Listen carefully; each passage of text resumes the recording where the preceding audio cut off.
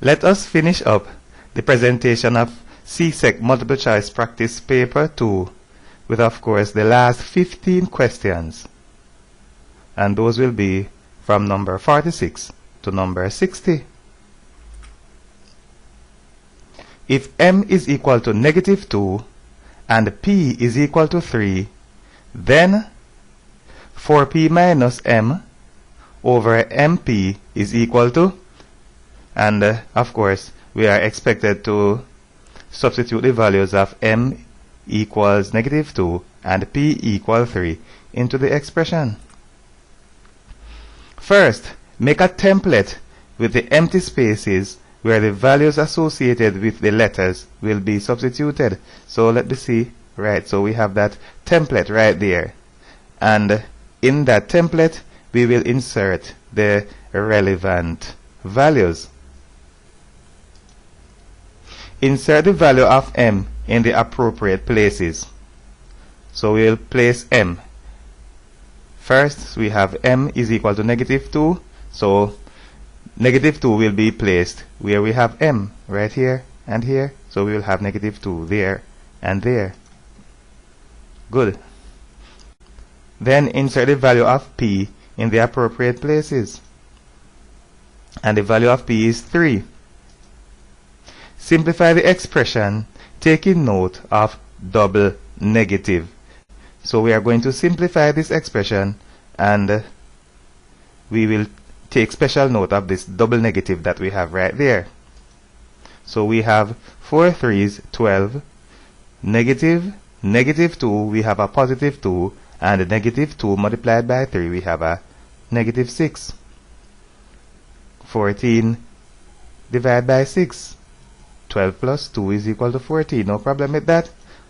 The expression may be reduced by a common factor of 2. 2 into 14, 7. And 2 into 6, 3. But of course we have a -6, so a -3. It does not matter where the negative sign is, denominator or numerator. We have two numbers with different signs in a quotient. The answer is negative. So it does not matter if we have the negative sign in the numerator or denominator, as long as we have a quotient involving two numbers in which one of the sign is positive and the other is negative, then we know that our answer will be negative. So we will have -7/3 or negative of 7/3. So we have the negative sign here in the numerator, or we may have it alongside the fraction bar, which is another acceptable way of writing a negative fraction. The negative sign may be written in the numerator or in line with the fraction bar. Mathematicians do not like negative denominators. The correct answer is option A. So the negative sign may be written in the numerator or in line with the fraction bar, but inappropriately in the denominator of the fraction. And we try to avoid writing negative denominators in answers.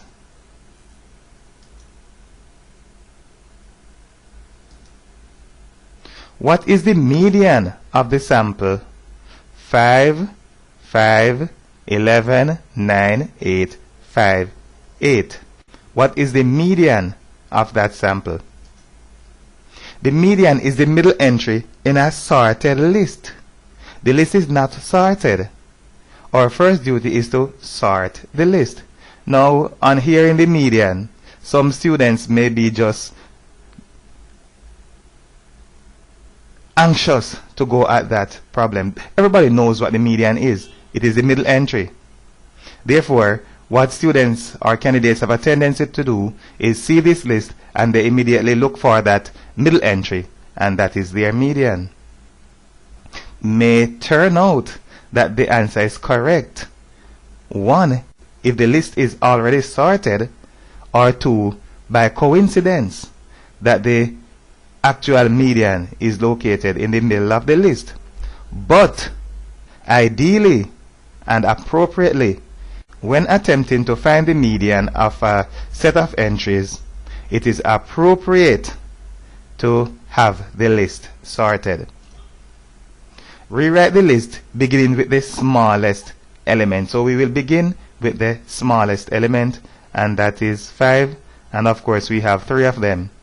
Then we move on to the next in size, which is 8, and there are 2 of them.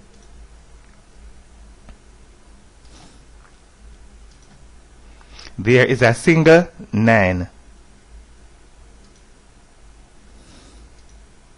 Finish up with 11, and we have completed the entire process of writing the entries in a sorted manner. As a matter of fact, we could have written the list in the opposite way, having the largest first and the smallest last, as long as the list is sorted.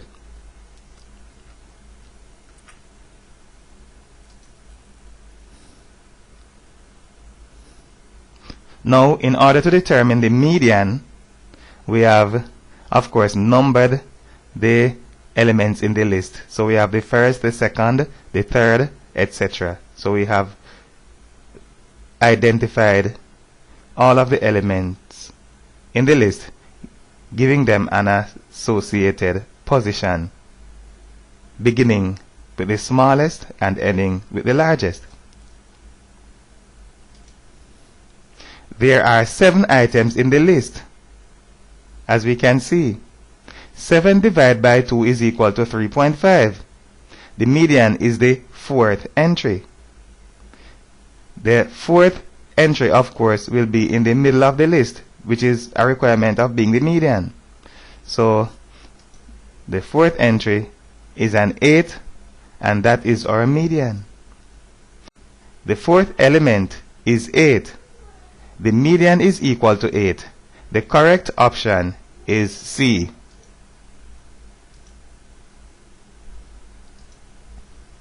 We could have used our usual primitive method to find the median, which is of course simultaneously crossing elements from both ends until only the middle one is left. So those 2 will go first, then we take the 2 that remain at the end, and then those 2, right, and the one that is left in the middle is the median. The one that remains is 8. As we have seen before, it is the median.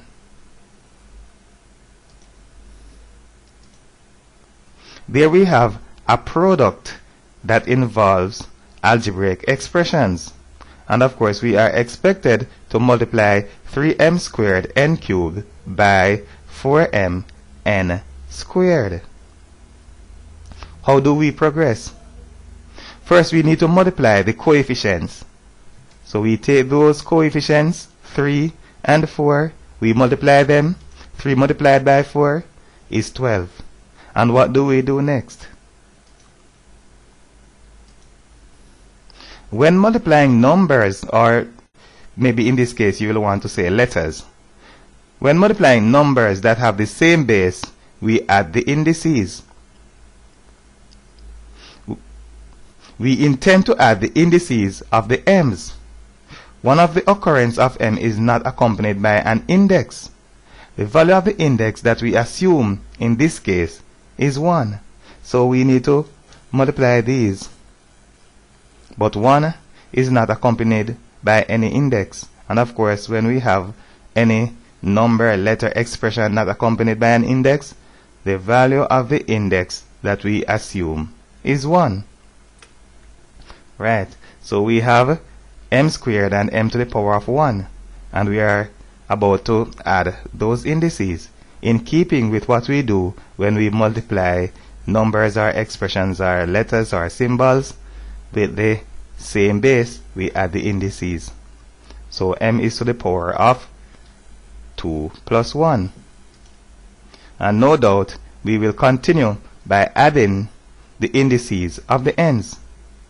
According to the laws of indices, when we multiply numbers with the same base, we add the indices. So next, add the indices of the n's.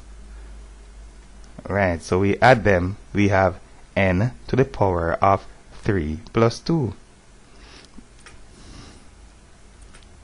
Finally, simplify the result. Just simplification in this particular case will just require that we add 2 plus 1, 3 plus 2, and just write those values down. 2 plus 1, 3, 3 plus 2 is 5, and we are done.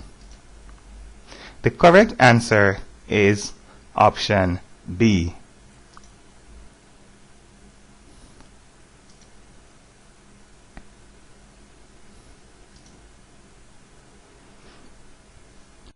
Now we have algebraic fractions that we are expected to combine. Sometimes I say add, but because of this negative sign we have here, some will say that I'm saying something wrong, so we need to say subtract. But if you learn your directed numbers properly, you will learn that subtraction is a matter of just adding in the opposite direction. So I generally classify both what we have as a subtraction sign and an addition sign.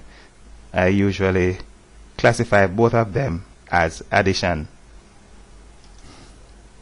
Let us go on a very long journey by solving this problem the traditional way. So that's going to be a long journey, the traditional way. The denominators are different. We will therefore find a common denominator, which is of course the smallest number that both denominators 2 and 4 can go into without leaving a remainder.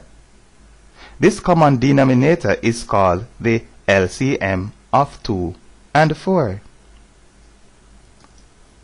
And of course, that smallest number that 2 and 4 can divide into without leaving a remainder is 4.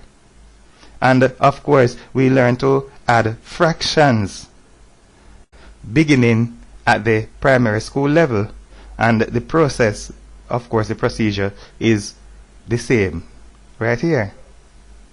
We will do what? Say 2 into the common denominator, which is 4.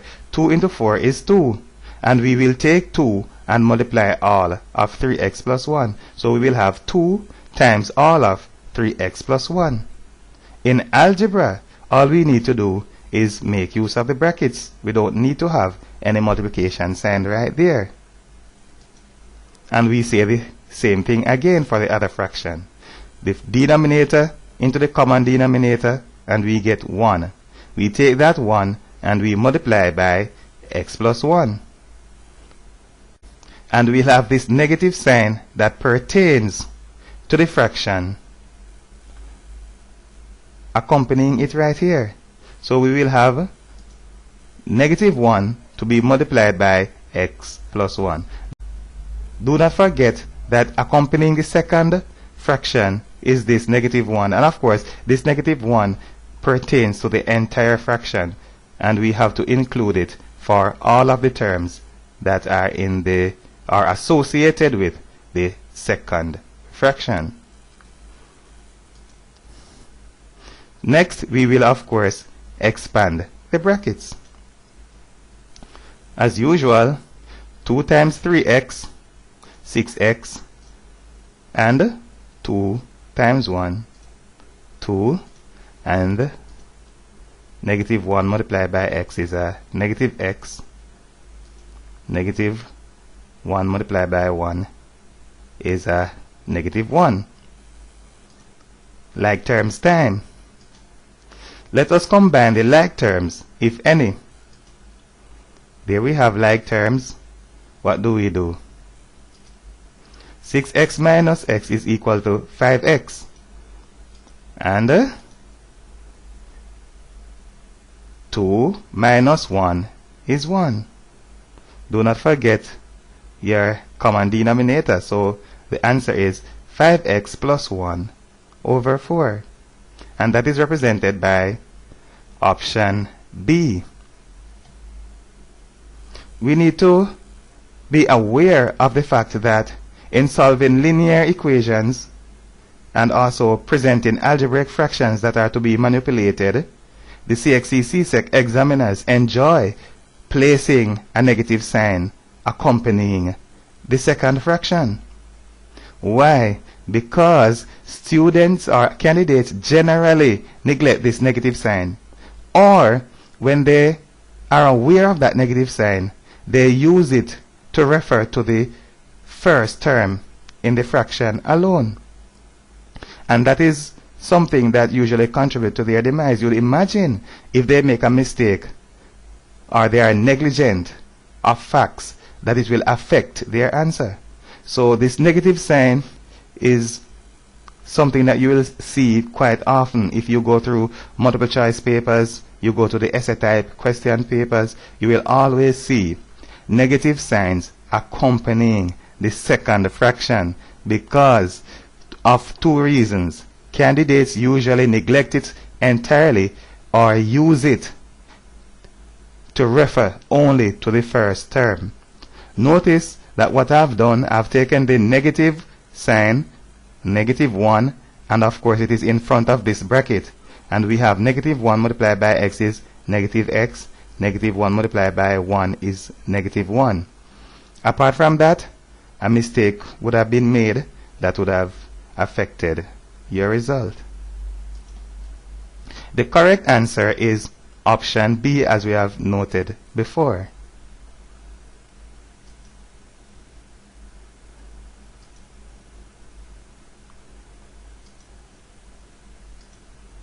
Let us take a second go. At this level, different strategies that make work lighter should be used in adding fractions. So we are about to use another strategy that is designed to make our work lighter. If the denominators are different, make use of common denominators and cause the denominators to be the same. This is especially simple when the common denominator is equal to one of the given denominators. When fractions have the same denominators, just combine the numerators. So that is what we are going to do. Now, what we notice is that this one is 2, this is 4, the common denominator is 4, which is one of the denominators that we have. So when the common denominator is equal to one of the denominators that we have, adding or combining the fraction in any way is potentially very easy, and we will demonstrate that in a minute. The first denominator is 2. If we multiply that 2 by 2, we get 4. Right, so if we multiply this 2 by 2, we get 4, and the two denominators are the same. We need to multiply the numerator by 2. So if we multiply this by 2, we get 4. But we cannot just take this up and multiply by 2. That is going to be a violation of the entire process. We will have to keep the fraction being the same as it is right there. So in order to maintain the fraction being equal or carrying it along in the same way, having the same value throughout, we need to multiply the numerator by 2 also. And we need to remember that multiplying both denominator and the numerator of a fraction by the same number does not affect its value. Right, so if we multiply this by 2 to get 4 and multiply this by 2, which is the entire numerator I'm talking about, then the fraction would have still been the same, but it would have had the same denominator that we need to just combine the numerators. In primary school, we learn that when fractions have the same denominator, all we need to do is add or subtract the numerators in combining them, and that is the process that we are striving towards so that our calculation may be simpler. So multiply this by 2 and multiply the numerator by 2. Of course, by doing that, we need to multiply both 3x and 1 by 2. We will get 6x plus 2 over 4. And the other fraction is returned just as it is. The denominators are the same, so combine the numerators. Do not forget that the negative sign pertains to the entire second fraction and will affect both its terms. This negative sign is pertaining to the entire fraction and will affect both terms that we have in the numerator. So we have 6x plus 2 there, and then we have a minus x. We have a minus 1 also. This is the step in which students have a tendency to neglect the negative sign's effect on the terms that we have right here. They say negative with this x and they put negative x, then they put positive 1, which is not correct. Do not forget that that negative sign pertains to all of the terms in the numerator of that second fraction. Then combine the like terms as in the previous take of the problem. We get 5x plus 1 over 4, and that's all there is to it. So when we have fractions to combine, if we can just quickly cause the two denominators to be the same, back to primary school, and everything is simplified. The table shows the distribution of the ages of 25 children. What is the probability that a child chosen at random is at least 13 years old?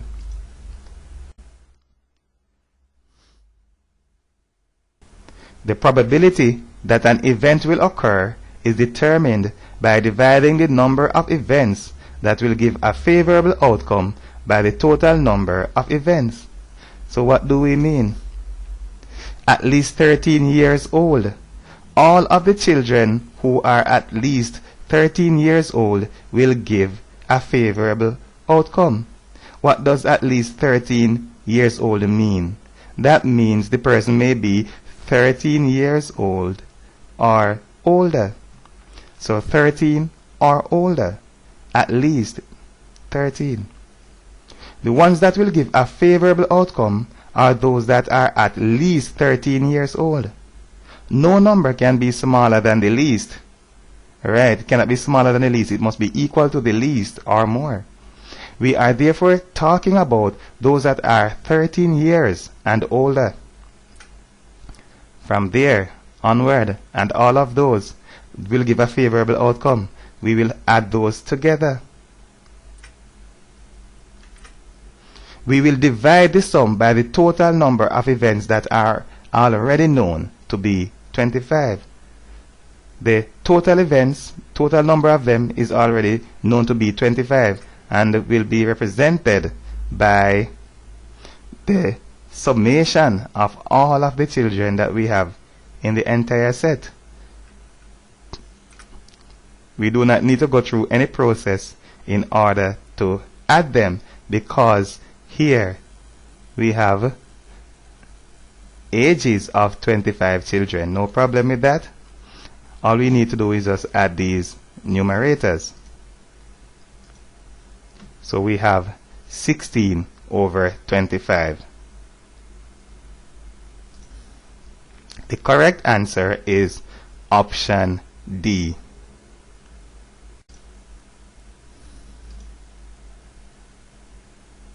If the length L of a rectangle is 3 centimeters more than twice its width, which is n, then the relationship between L and W is, and we are about to write down that expression.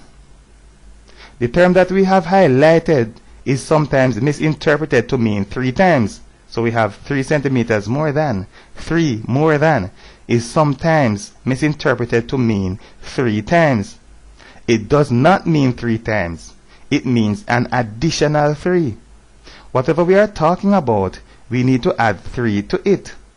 So let us remind ourselves that we need to add 3 at the end. So whatever we are talking about, 3 more than, not 3 times, we need to add 3 to it. So we have plus 3. Twice its width. What does twice its width mean? That 3 is to be added to twice the width. Twice may be taken literally, as it means 2 times on this occasion also. So in mathematics and in our normal language, twice means 2 times. Of course, thrice will also mean 3 times. So twice its width, we know that has to be what? 2 times its width, which is 2w. So we have 2w plus 3.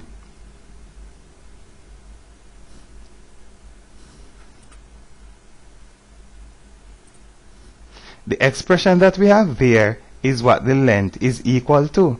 So remember, the length of a rectangle is 3 centimeters more. So an additional 3 then. That will make a lot more sense. It is 3 more than. So it is an additional 3. So we can add 3. So 3 more than twice its width, which is twice w. And we have 2w plus 3. And it is what the length is equal to. So we say L is equal to 2w plus 3. The correct answer is option B. Right there, L is equal to 2w plus 3. Do not worry too much about the options that have the inequality signs. They are only distractors to unsuspecting candidates who do not realize that the expression that we need to form is not an inequality. Inequality signs, of course we have them right there, are only used for inequalities. And we do not have an inequality there. We have an equation because we were told that length of a rectangle is 3 centimeters more than twice its width. That means it is equal to 3 centimeters more than twice the width.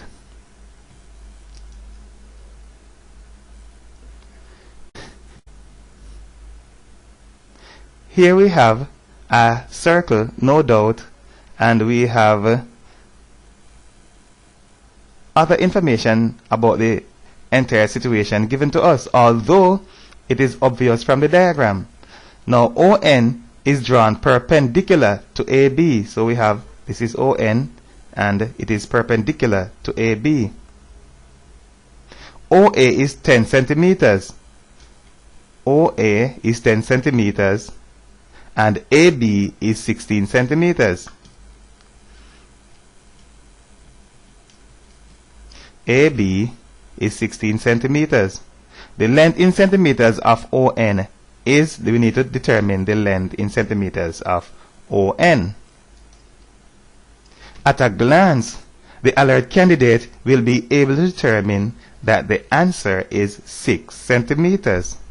So, if the candidate is alert, well aware of everything that he is supposed to be aware of, he will have no problem seeing immediately that it is 6 centimeters.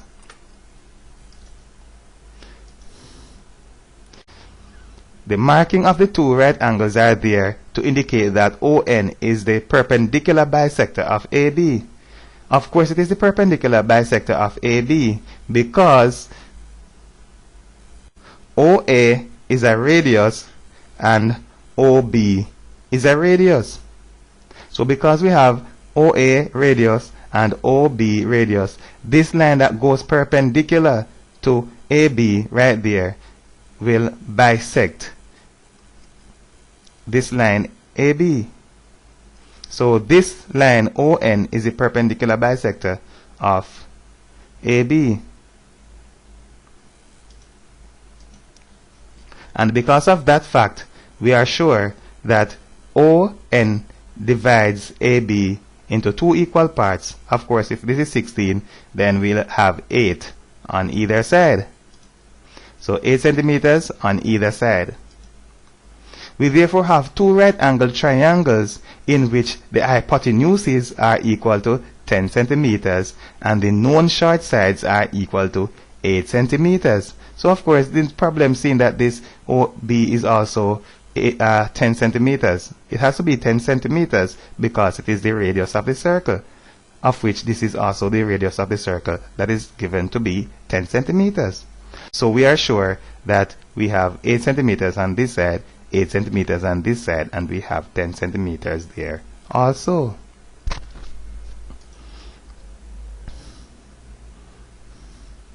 The sides of a right angled triangle are therefore in the ratio 3 to 4 to 5. The most popular right angled triangle, of course, The other side must therefore be 6 centimeters.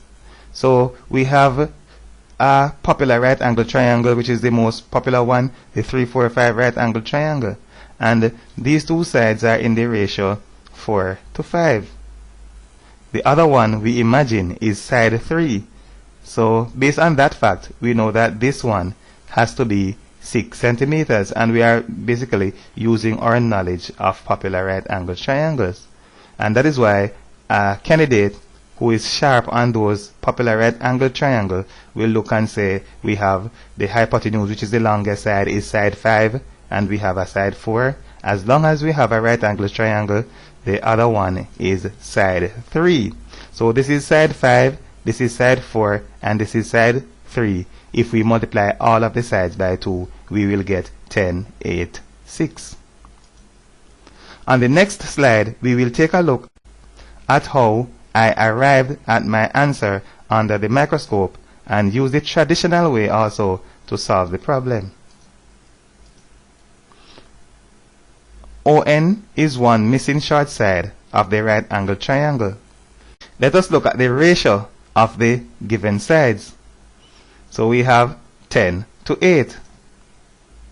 The numbers may be reduced by a common factor of 2. 8 divided by 2 is 4, and 10 divided by 2 is 5. There we see 4 and 5. According to the information that we have, side 10 that reduces to 5 is the hypotenuse. This is as required. The hypotenuse needs to be the longest side. The longest side, which is the hypotenuse, needs to be side 5, if we may safely conclude that the missing one is side 3. So, in our situation, to safely conclude that the other side that is missing is side 3, the longest side that we have right there, which is the hypotenuse of the triangle, has to be side 5. We have it as side 5. We are sure that the triangle is a 3, 4, 5 triangle, and we can safely conclude that the other one is side 3. The multiplication factor is 2, so 2 multiplied by 3 is 6. Right. If we put this on slide and explain it on board, whatever, it may even seem to be longer than Pythagoras' theorem. But if you do this the way that we expect you to do, that means we expect you to do this mentally. If you do this mentally, there's no problem seeing that we have 10, 8, and we say divide by 2, we get 5, 4. 5, 4, we say 5, 4, 3.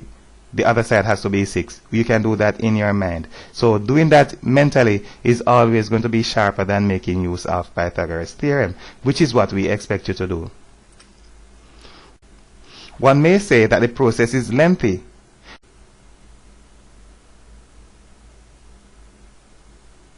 Do not forget that the process is to be carried out mentally.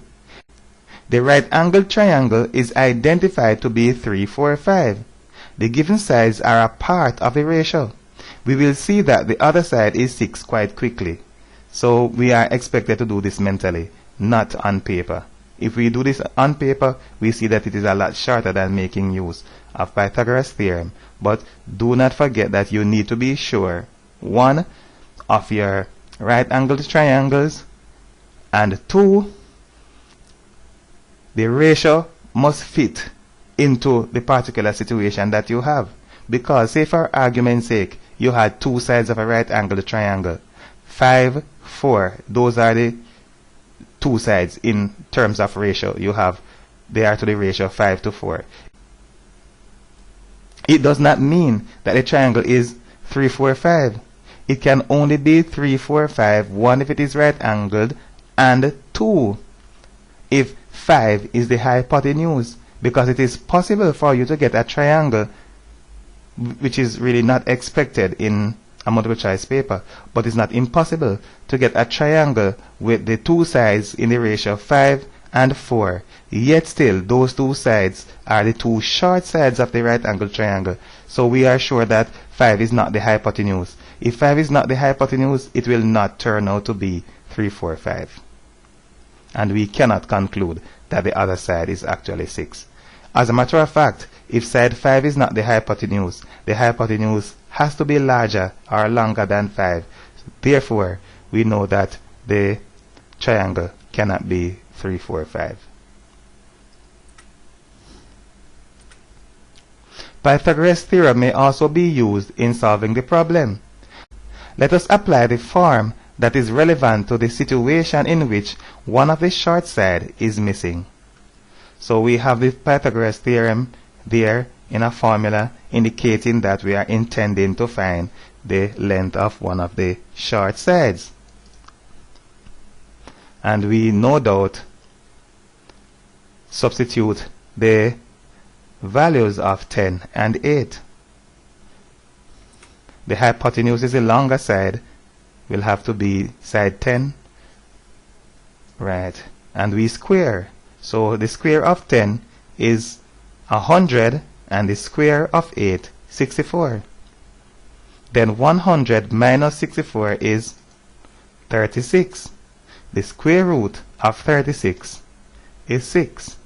And we have confirmed that our answer is actually 6 centimeters, and that is represented by option B.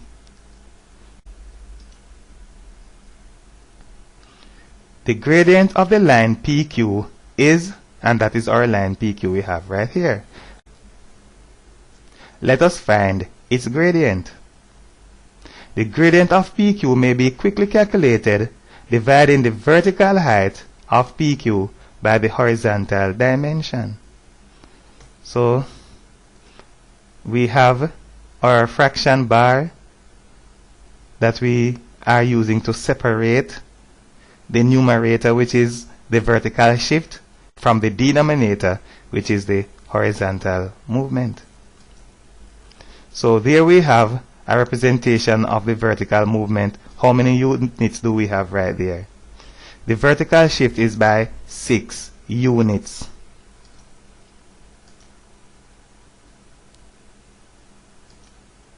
The horizontal shift is by 3 units.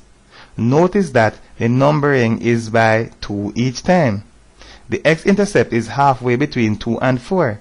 It is therefore at the 3 units mark. So we have 0, 2, 4. Halfway between 2 and 4, no doubt we have 3 units right there.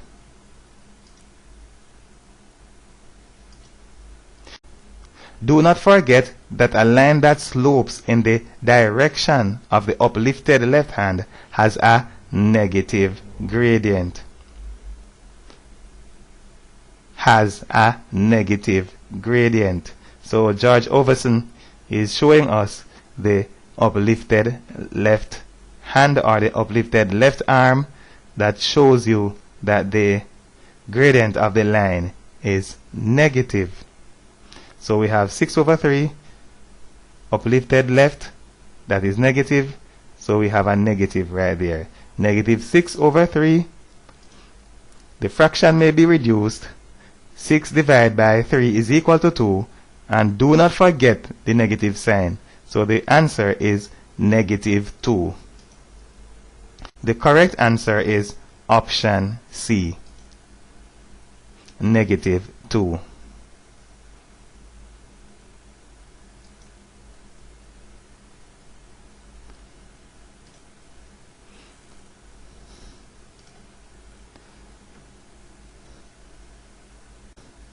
We have this problem, of course, that turns out sometimes to be a bone of contention among mathematicians. I have heard a rule that you cannot divide across a plus or minus sign. I prefer to tell students that as long as the denominator can divide into each and every term of the numerator, they may go straight ahead and divide. Then I give them a reason for doing so.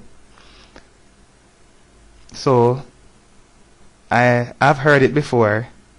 Do not divide across a positive sign. Do not divide across a negative sign. I'm not in I am not in any agreement with any rule in mathematics that cannot be substantiated. I am always ready to give rules that are based on fundamental principles. And of course, if I am telling my students that you are able to do this or you are able to do that, I will give them a very good reason for doing so. So we have 4x divided by 2 is equal to 2x. And 8 divided by 2 is equal to 4. So we have 2 into 4x is 2x and 2 into 8 is 4. So as long as the number that we are dividing by can go into each and every single term in the numerator, we will divide each and every single term in the numerator by that common factor. The correct answer is option B. There we have it. Generally, when we are reducing fractions, what do? We find a factor that is common to both numerator and denominator. That is what we do. We do so by making use of a common factor. That is, a factor that is present in both numerator and denominator. So we are reducing our fraction or attempting to reduce the fraction by making use of a common factor. We may take a factor of 2 from the numerator. So the numerator, 4x minus 8, we take a factor of 2 there. And what remains? 2 into 4x gives 2x. And 2 into 8 gives 4. So inside that bracket we have 2x plus 4. Just a matter of factorizing the numerator by 2. We may reduce the fraction by the common factor of 2. And of course, the result will be 2x plus 4. And there is no harm in doing that.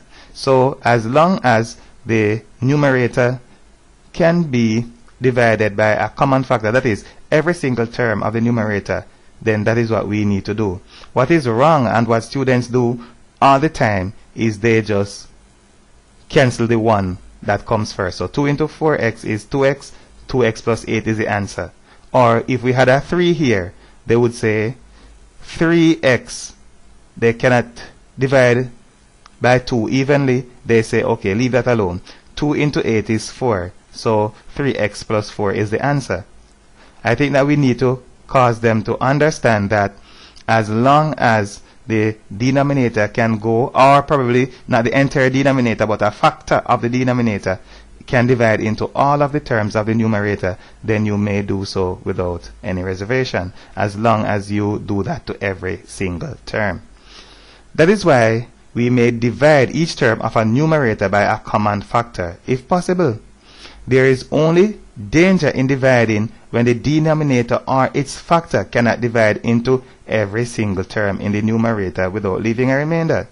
In such a case, the expression cannot be reduced. So, if we cannot divide 2 into every single one of these, then the fraction cannot be reduced. We have to leave it as it is.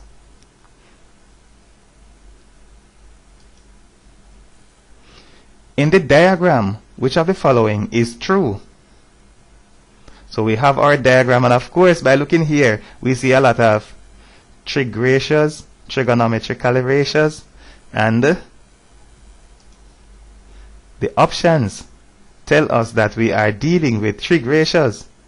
In the diagram, we have an angle, the hypotenuse, and the side adjacent to the angle.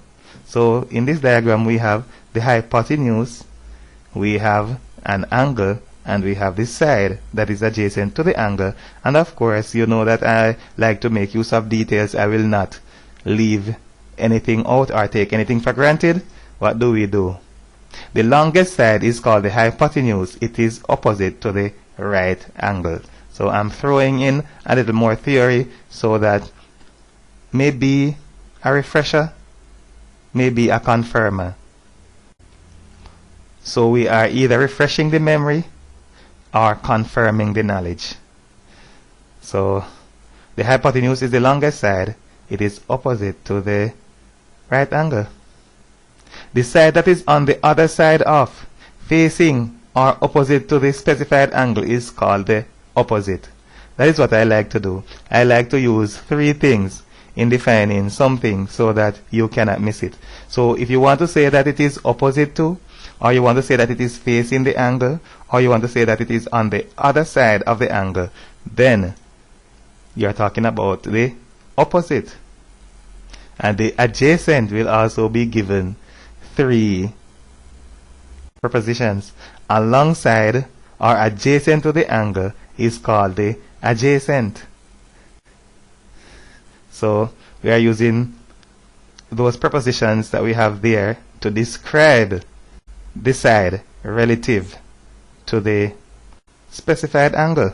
The side that is beside, alongside, or adjacent to the angle is called the adjacent. The opposite side is not known. Right, the opposite side is blank. We know that the hypotenuse is 17 and the adjacent is 12. The opposite side is not known. The trig ratio that makes use of adjacent and hypotenuse is cosine. We need not examine the numbers to determine if it is actually adjacent over hypotenuse, although it will not hurt to do so. This is because there is only one occurrence of cosine among the option. It must therefore be the correct one. So we have the hypotenuse and the adjacent. The only trig ratio that makes use of adjacent and hypotenuse is cosine. And we have one occurrence of cosine here. That one has to be the correct answer. We are sure that cosine is equal to adjacent over hypotenuse. But on a speed, it does not matter, because only one occurrence of cosine is in the option. So it has to be the correct one. So we just choose that one and we move merrily along. The correct answer is option B.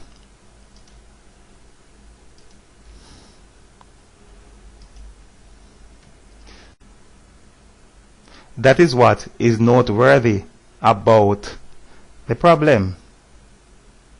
The reciprocal of f. So f is already reciprocated.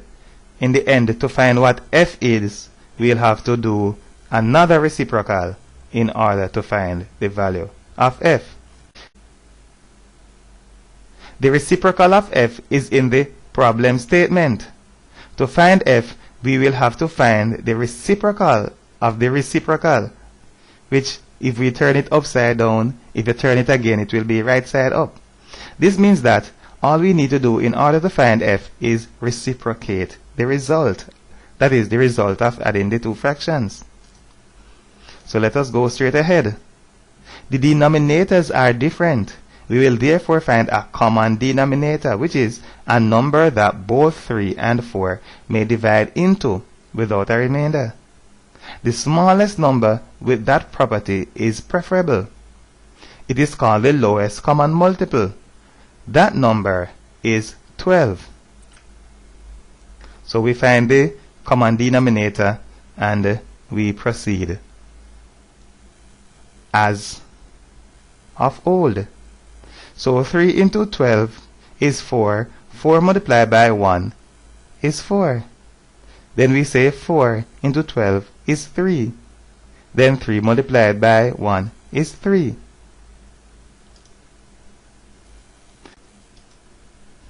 So there we have 4 plus 3 is equal to 7. The answer is 7 twelfths. Well, we think. On seeing the answer, some candidates may be quick to choose option A. What have we found is 1 over f. To find f, we need to invert. Like so.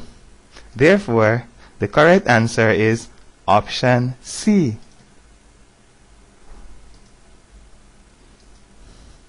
A quick way to add two fractions that have 1 as their numerator is to add the denominators. Right. 4 plus 3. And then what? Divide by the product of the denominators again. So we have 4 plus 3. over 4 multiplied by 3 turns out to be 7 over 12. And that is how we do it for fractions, adding fractions, two fractions of course, with the, make sure it is 2, so we make sure that we have two fractions with the numerators are equal to 1. We add the denominators and divide by the product of the denominators. And that is very quick.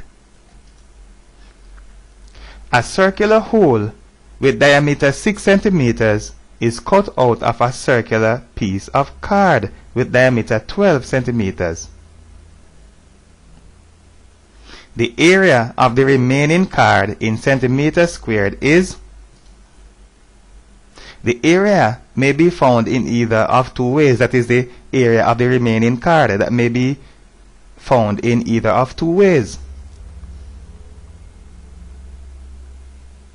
1.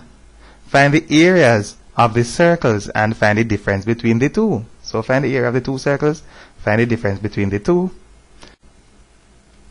Or examine the expression for the areas and make use of common factors.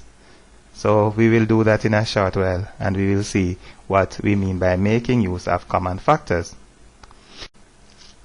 Let us first find the area of the entire piece of card. And of course, the area is pi d squared over 4. And I know that some candidates may go straight ahead to use pi r squared, which of course you may. But if you are using that, you will have to take note. Not only take note, but make use of the fact that the diameter is twice. So you will have to take half of the diameters while finding the areas. But we are going to go straight and use the diameter, which is not really a popular way. Some students don't use diameter at all. As long as they are given the diameter, they take half of it and always use radius. But I'm prepared also to make use of the diameter in solving the problem. So we have the area is equal to the square of the diameter multiplied by pi, or pi d squared over 4. So we have pi d squared over 4. In squaring the diameter, we multiply it by itself, just like how you square any other number. So we will use the diameter, which is the first one, 12, which is the entire card, and we multiply that by itself, and we divide by 4, and of course we have an accompanying pi here. We keep the pi because pi is in the answer, so we do not need to substitute a numerical value for pi. 12 divided by 4 is 3. So we have 4 into 12 is 3, so we have 3 12s. And that turns out to be 36 pi centimeters squared. Then we take the other one. And we take the same formula. We do the same, multiplying the diameter by itself. Right. In simplification now we say 6 multiplied by 6 is 36. Then we divide that 36 by 4 and we get 9. So we will have 9 pi centimeters squared. Finally, we find the difference between the two areas. And we get 36 minus 9 is equal to 27. So 27 pi centimeters squared. The correct answer is option B. If the diameter of one circle is a half of the other, then the area of the first is a quarter of the second.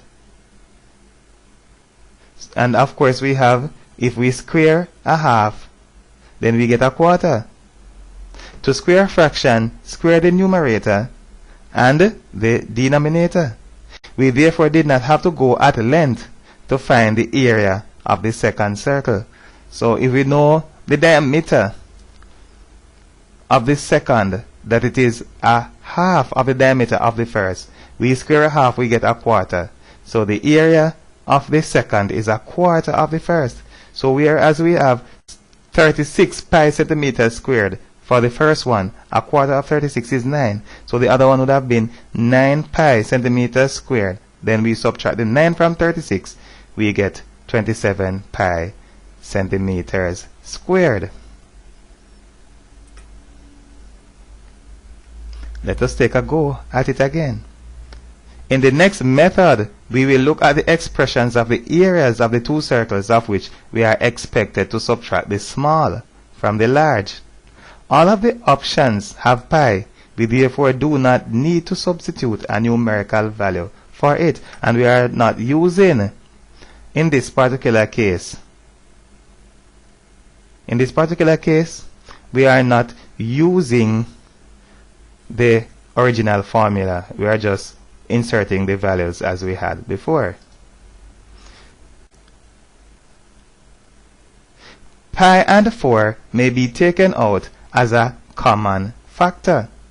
So the pi and the 4, this is of course a denominator, so we will have pi over 4.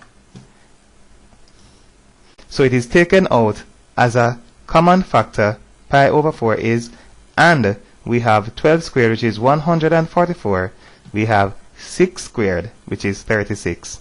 Then we subtract, we get 108.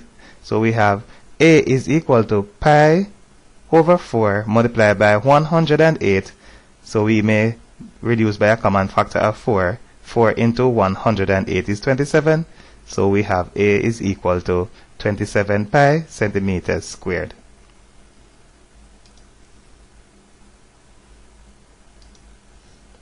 The statement of the problem asks for the area in centimeters squared.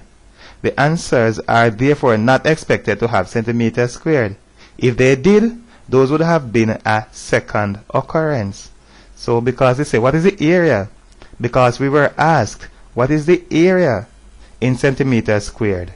We do not have to put the centimeters squared in the options. If they were included, then it would have been a second occurrence of centimeters squared.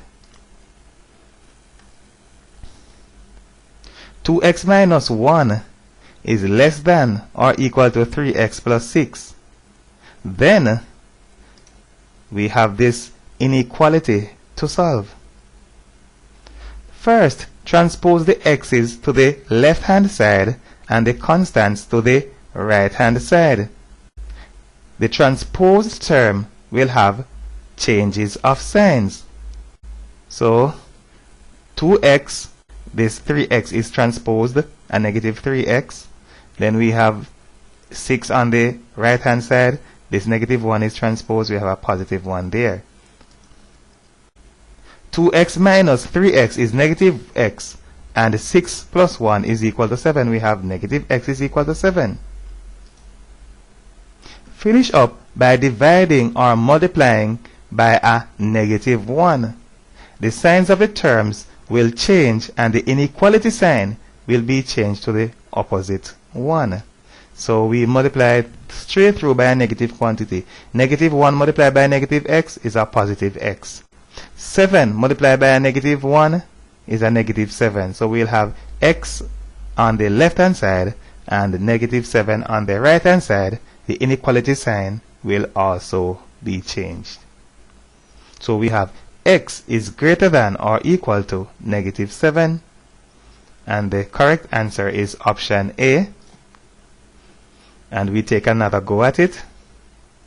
Some may prefer to have the x being positive. The x's will accumulate on the left hand side and the constants on the right. So in order that the x's may remain positive, some may opt to transpose this 2x to the right hand side. And of course the numbers will be on the left hand side. So we have negative 1 minus 6, that will give a negative 7, and 3x minus 2x is equal to x. Right. In reversing the expression, the inequality sign will be changed. Right, so we have x is greater than or equal to negative 7. That is always a requirement in solving inequality when we are switching the expressions or numbers to the other side, the inequality sign will necessarily change. And of course, there's a logical reason for that. If you are older than your brother, then your brother is younger than you are.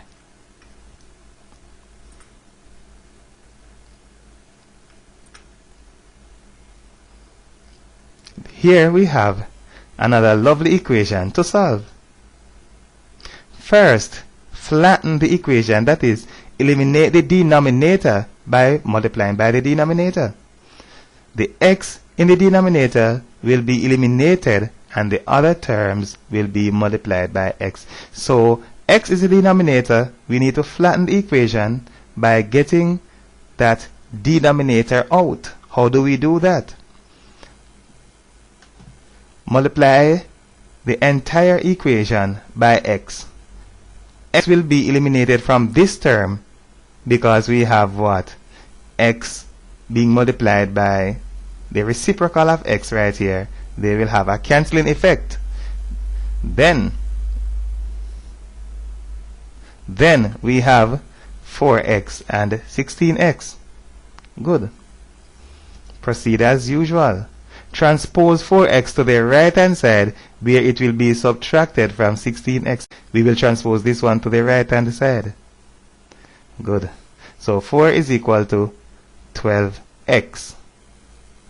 4x transposed to the right hand side subtracted from 16. Divide both sides by 12, eliminating 12 from the right hand side, and on the left hand side we will have 4 over 12. So we are having right here 12x, 12 multiplied by x, a multiplication relationship. To eliminate that 12, we need to divide. So we will have on the left hand side 4 over 12, and on the right hand side we have x. The fraction may be reduced by a common factor of 4. 4 into 4 is 1, and 4 into 12 is 3. So we have 1/3 is equal to x. No doubt that x is equal to 1/3. The correct answer is option B, 1/3. Seems to be these last days an important number in government, but that will not be expounded on at this time.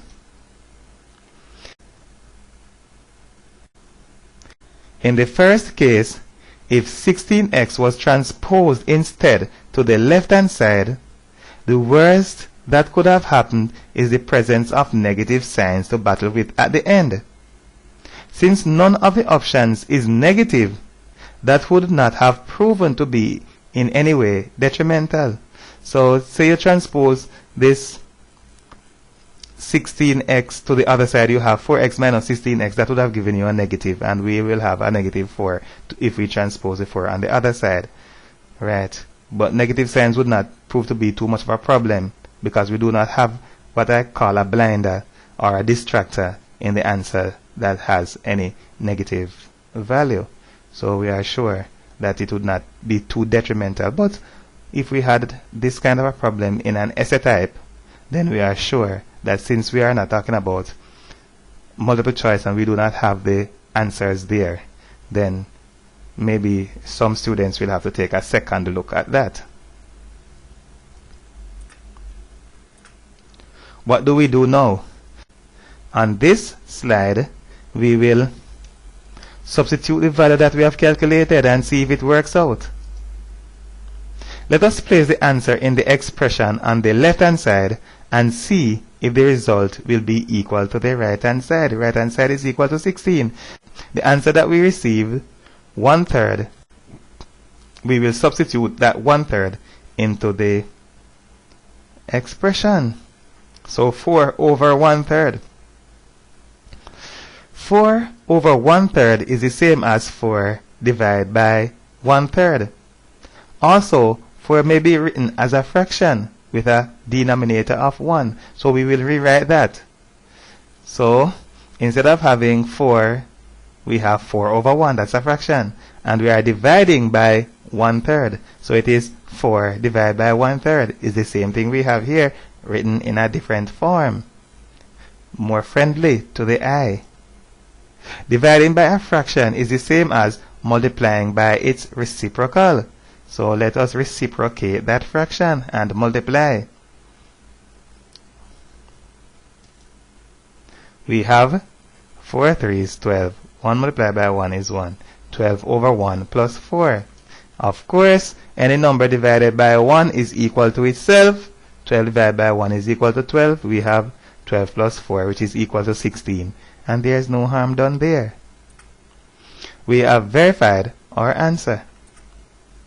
In multiple choice or essay examinations, candidates may check their answer against the option or the initial statement in order to verify its accuracy. However, what is horrifying is that there are GSAT students who are taught to work in the reverse direction from the options in order to see which one is correct. So instead of working and then verifying your answer, they work from the answers to see if they can get the expression that we started with. This is disastrous, especially for the development of our young minds at the formative level. Students will therefore pass through the system not being able to think nor make use of basic mathematical principles. What we mean is to work from the options is this. We have 4 over x plus 4 is equal to 16. Then x is equal to what? They put 1/16 in the presence of x here. And they work it out and see if it is correct. Then they move down and they put 1/3 in the position, work it out and see if it's correct. Put 3, see if it works out. Put 48 and see if it works out. And then at the end, the one that gives 16, they say that that one is the answer. And I think that is a very unfortunate way of presenting mathematics to our young minds. The diagram shows the graph of 3x plus y is equal to 1 and 5x plus 2 is equal to 20. Which ordered pair xy satisfies both equations? Right. So which ordered pair we have over here is the solution or satisfies both of these? Let's see. This is probably the simplest problem in the entire examination. All that we need to do is identify the point of intersection of the two lines. Right. So we need to identify the point of intersection of the two lines.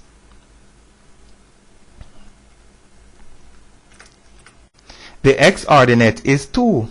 So that is the x-ordinate. 2, as we can see, we are going in line with this point here.